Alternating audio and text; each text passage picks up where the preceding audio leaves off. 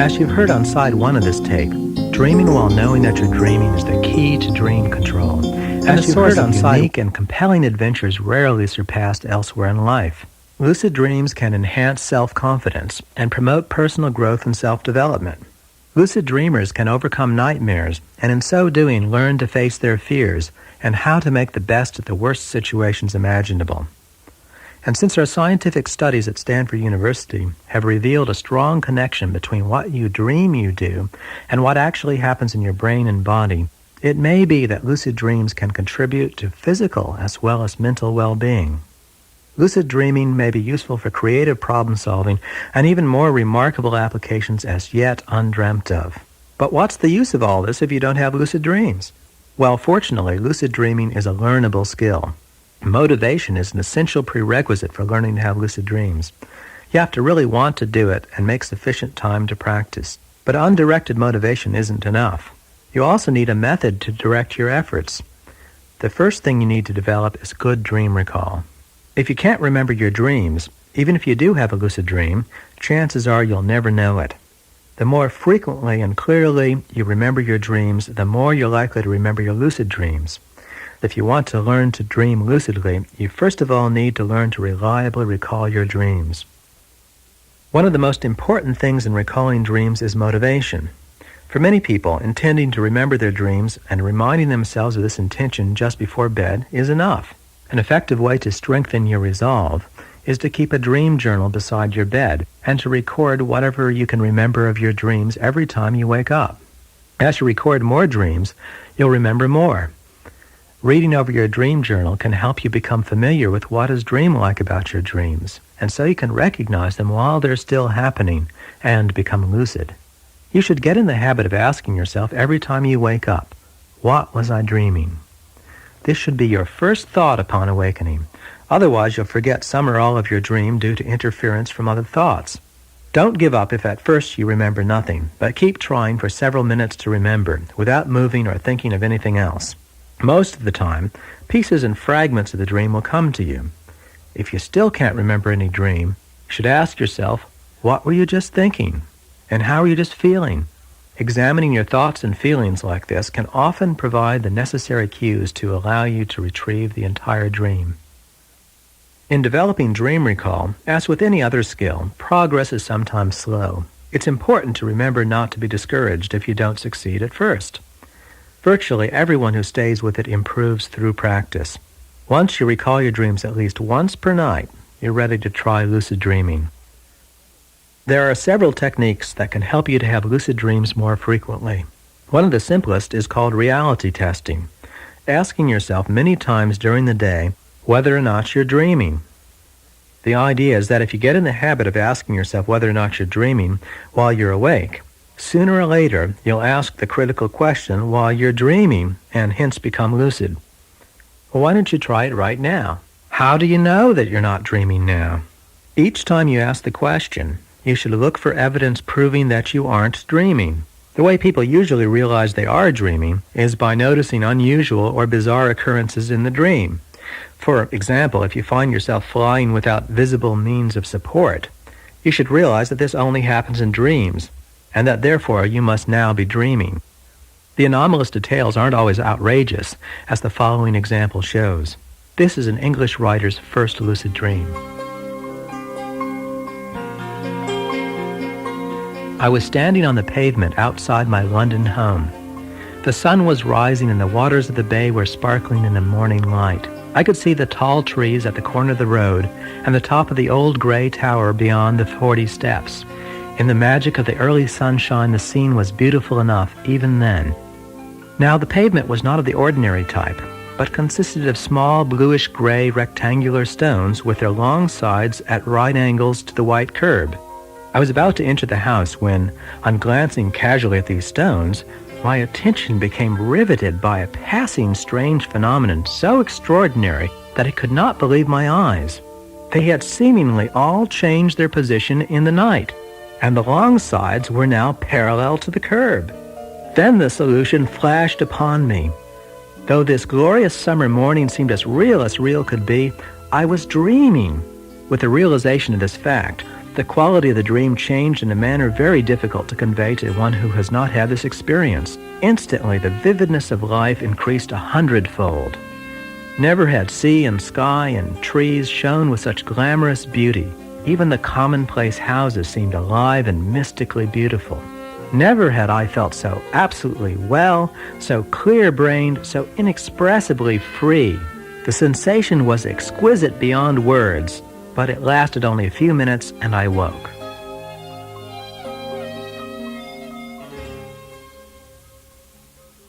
Dreamers don't always reason as clearly as this one did.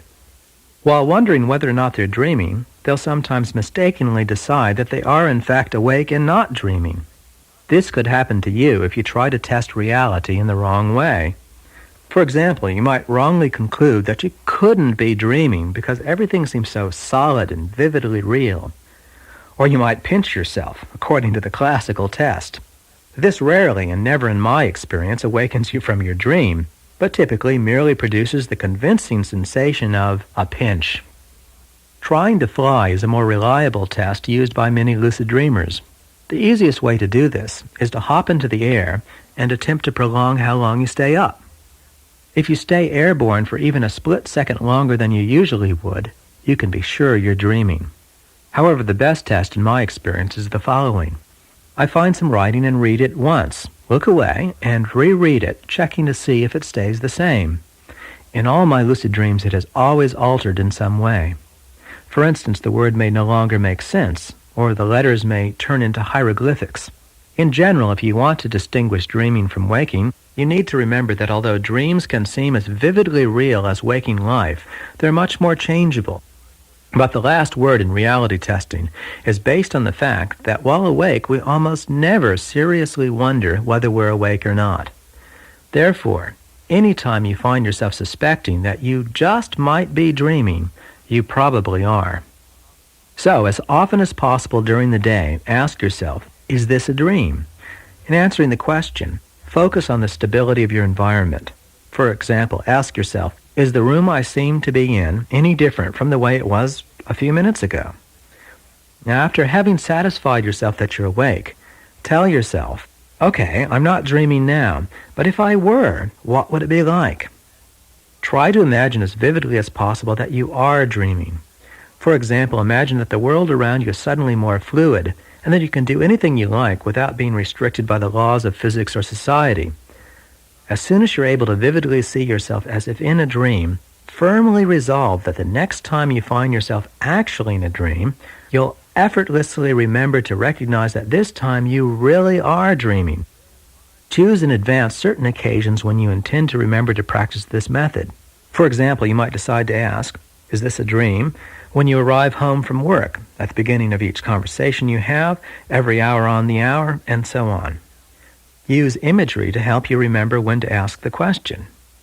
For instance, if you are intending to ask it when you arrived at home, try to see yourself opening the door and remembering your intention. So after you've proven to yourself that you're not dreaming now, visualize yourself being in a lucid dream, doing whatever you intend, and affirm that you want to remember to recognize that you're dreaming the next time you're dreaming. Another method of inducing lucid dreams is falling asleep consciously. The Russian philosopher Uspensky provides a vivid example of what this is like. I'm falling asleep. Golden dots, sparks, and tiny stars appear and disappear before my eyes. From the first moment to the last, I observed how pictures appeared and how they were transformed into a net of regular meshes. Then the golden net was transformed into the helmets of Roman soldiers. The pulsation which I heard was transformed into the measured tread of the marching detachment. The sensation of this pulsation means the relaxation of many small muscles, which in its turn produced a sensation of slight giddiness.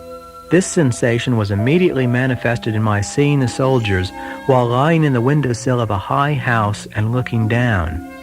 And when this giddiness increased a little, I rose from the window and flew over the gulf. This at once brought with it, by association, the sensation of the sea, the wind and the sun, and if I hadn't awakened, probably at the next moment of the dream, I should have seen myself in the open sea, on a ship, and so on.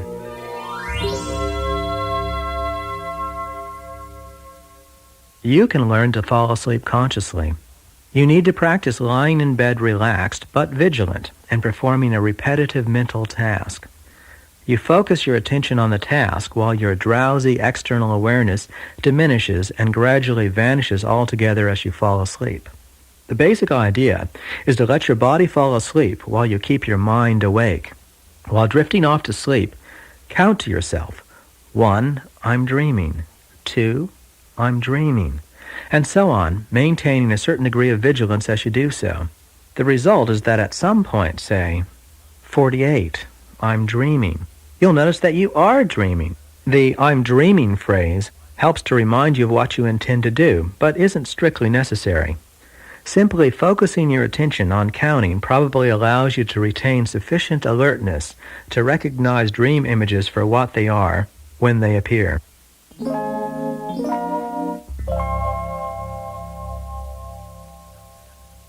Another method of lucid dream induction, which I call mild or mnemonic induction of lucid dreams, is based on our ability to remember to perform future actions. Aside from writing ourselves memos, a device of little use while you're dreaming for obvious reasons, we do this by forming mental associations between what we want to remember to do and the future circumstances in which we intend to do it.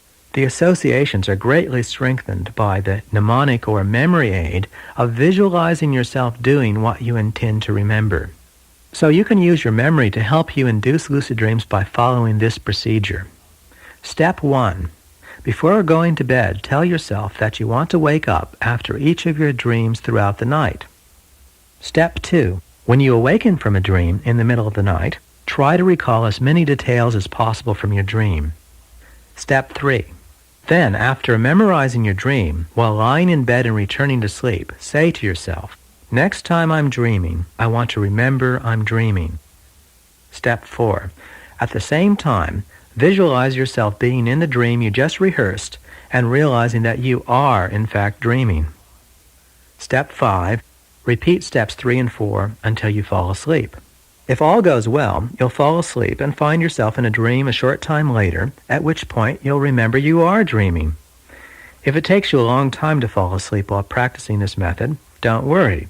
The longer you're awake, the more likely you are to have a lucid dream when you eventually do return to sleep. In fact, if you're the sort of person who sleeps like a log, it may be beneficial for you to get up after memorizing your dream and engage in 10 or 15 minutes of any activity requiring full wakefulness. It's ideal to write out your dream and read it over, underlining the oddities which you'd like to notice in order to become lucid. Then go back to bed and follow the procedure I've just described.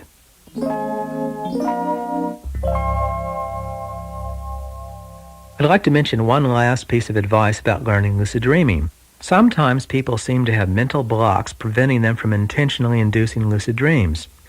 They typically think of lucid dreaming as a very difficult state to achieve, and believing this seems to make it so. But I've taught scores of people how to induce lucid dreams and found that almost everyone who practices these techniques succeeds sooner or later. Don't be discouraged if you don't succeed right away. Progress is sometimes slow. But don't give up. Virtually everyone who stays with it improves through practice. Lucid dreaming is easier than you may think. Well, so far we've talked about how to cultivate lucid dreams, about the importance of dream recall, and various techniques for inducing lucid dreams.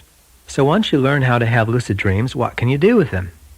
As we discussed on side 1 of this tape, one of the most fascinating potentials offered by lucid dreaming is voluntary control of dreaming. It may be possible to dream anything you choose, as the Tibetan dream yogis believe. But the first thing you need to do when you become lucid is to stay asleep. People often find that they tend to wake up the moment they become lucid. This can be easily prevented by spinning your dream body.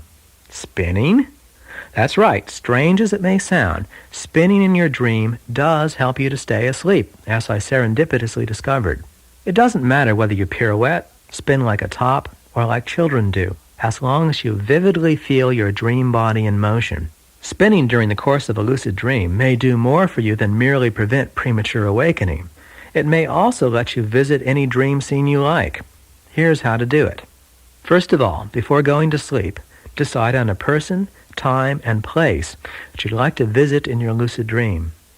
The target person and place can be either real or imaginary, past, present, or future. For example, Sigmund Freud, Vienna, 1900. Or Stephen LaBerge, Stanford, California, the present. Or the President of the World, the Capitol, in the year 2900. Write down and memorize your target phrase. Then vividly visualize yourself visiting your target and firmly resolve to do so in a dream tonight. It's possible that just by intending, you might find yourself in a non-lucid dream visiting your target. However, a more reliable way to reach your target is to first become lucid and then proceed to your goal. So the next thing you need to do is to induce a lucid dream using the methods we've discussed, such as reality testing or mild. When you're in a lucid dream at the point where the imagery is beginning to fade and you feel you're about to wake up, then spin, repeating your target phrase until you find yourself in a vivid dream scene, hopefully your target person, time, and place.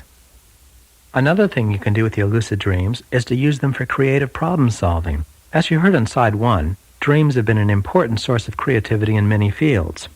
You can use the lucid dream state to work on creative problems and to learn how to improve your performance.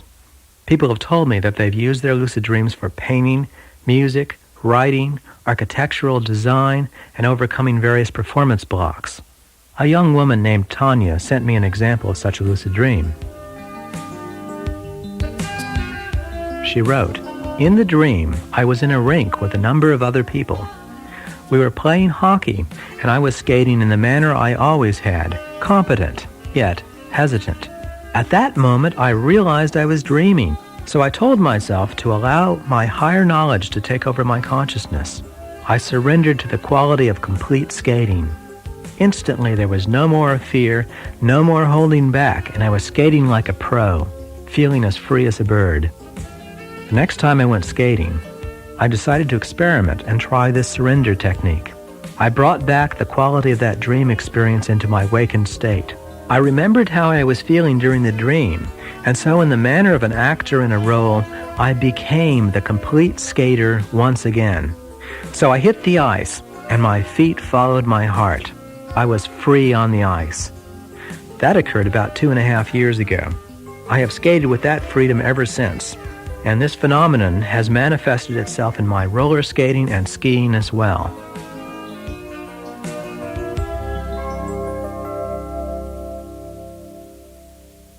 Sounds interesting, doesn't it?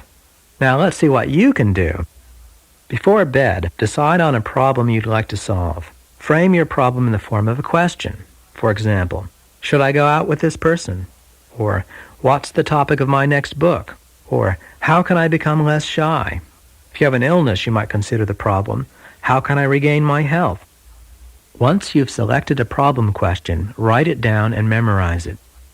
While doing the lucid dream induction exercises, remember your question and see yourself looking for the answer in your next lucid dream.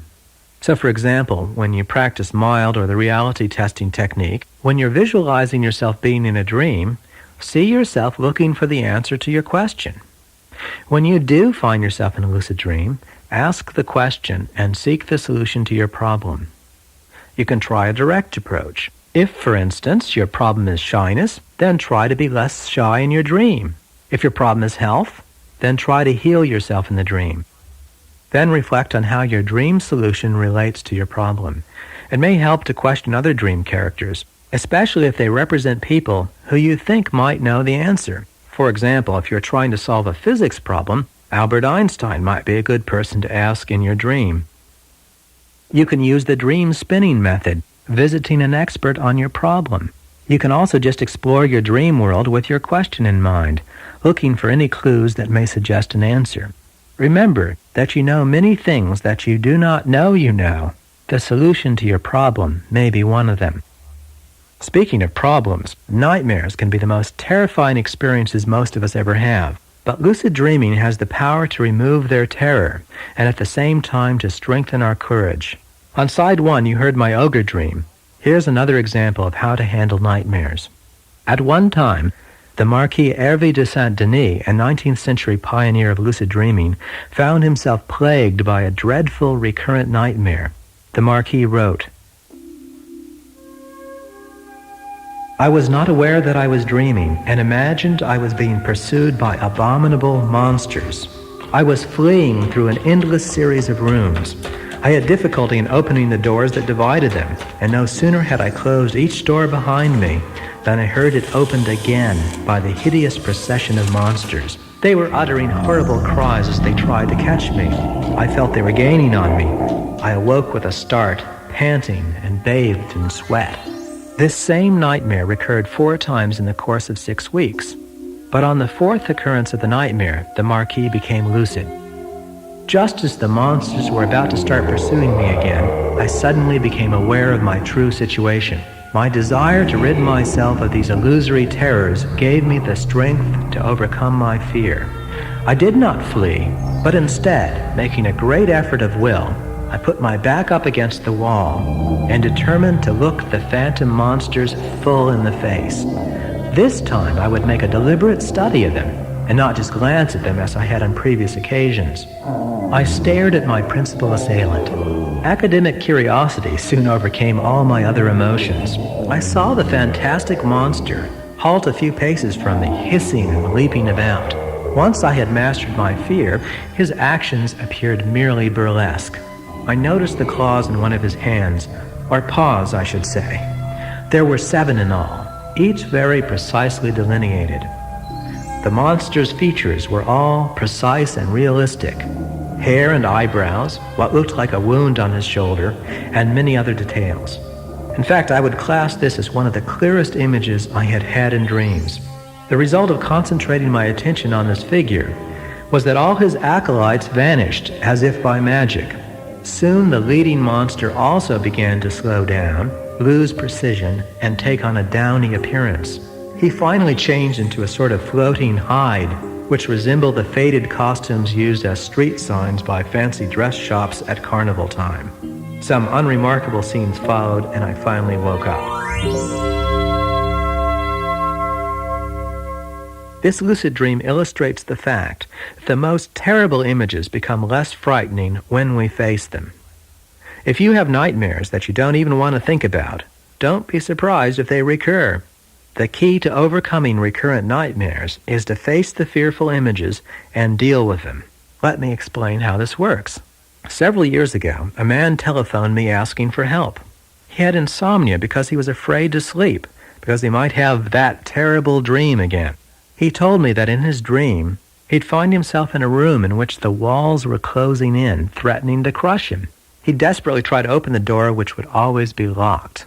So I asked him, suppose you were in that dream and you knew it was a dream. What else could you do? But he couldn't think of anything else that could possibly happen. So I said, well, let me pretend that I'm in that dream and see what happens. So here I am, the walls are closing in, the door is locked. Well, the first thing that occurs to me is to reach in my pocket where I find the key with which I unlock the door and walk out. See what I mean? And why don't you try it now? He thought for a moment and suddenly exclaimed, "There's no ceiling!" This time he'd looked around the room and noticed that there was no ceiling and climbed out. So I told him that if this dream ever recurred, he could recognize it as a dream and remember his solution. I asked him to call me if the dream came back, but he never did. So I suspect that having found some way to cope with that particular situation, he had no need to dream about it again, because he no longer feared it. So if you have recurrent nightmares, I advise you to follow the procedure I've just illustrated. Likewise, anytime you wake up from a frightening dream, I suggest that you go right back to it in your imagination and face whatever fearful images there were. But this time, realize that it's a dream and see if you can't come up with a satisfying way of dealing with the situation. When you do, tell yourself that if you ever have a dream like that again, you'll become lucid and remember your new way of handling the situation. We've come to the end of this tape, but the beginning, I hope, of your explorations of the world of lucid dreaming. You can help advance the art and science of lucid dreaming by experimenting with the exercises you've heard and sending a written account of your results to Lucidity Project, P.O. Box 2364, Department T, Stanford, California, 94305.